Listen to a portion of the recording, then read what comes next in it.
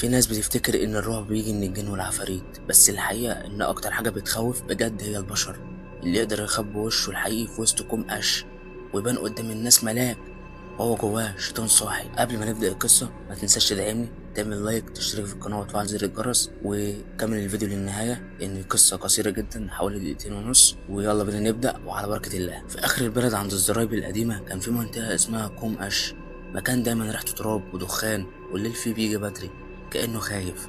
الناس كانت بتعدي من جنبه بالعافية وكلهم سامعين عنه حكايات حصلت هناك زمان، بس مفيش حد عنده الجرأة يقولها بصوت عالي.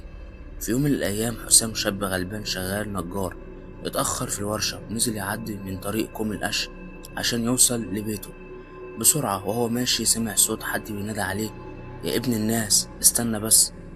لف بسرعة لقى راجل كبير واقف، هدومه متبهدلة وملامحه مش واضحة من الضلمة.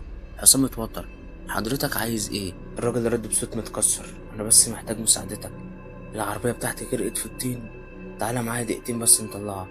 حسام اتردد، بس الراجل شكله ضعيف ومش باين عليه اي خطر. مش وراه كام خطوة لحد ما لقاه واخده لجوه السراي، حتة ما يدخلهاش حد.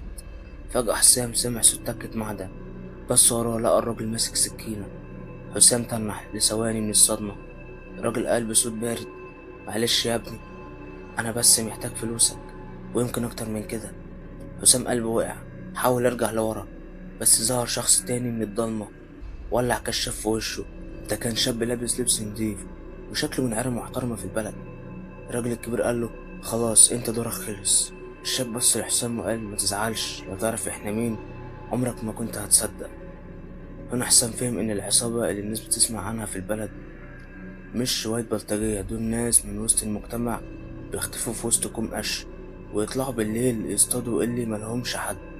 حسام حاول يصرخ بس اتخطف صوته من الخوف، وقبل ما السكينة تلمسه نور العربية ظهر فجأة والكشاف بتاعها ضرب في وش الراجلين.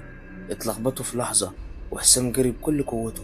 العربية كانت بتاعت عم صبري، راجل معروف بيجمع الخشب القديم من المنطقة. شاف حسام واقع على الأرض متلطخ بالتراب. مالك يا ابني؟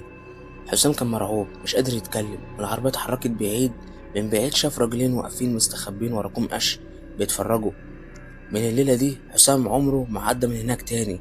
بس الأغرب إن الشرطة بعد أسابيع مسكت عصابة كبيرة، والبلد كلها اتصدمت لما عرفت إن من ضمنهم شخصيات محترمة جدا.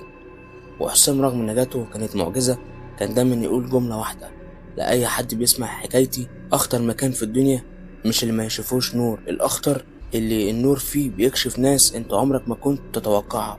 ولو انت وصلت لحد آخر القصة ما تنساش تعمل لايك، تشترك في القناة وتفعل زر الجرس عشان يوصلك كل جديد. ما تنساش ان انت تشير الفيديو لأقرب ناس عندك عشان يستمتعوا بالقصة. والسلام عليكم ورحمة الله وبركاته.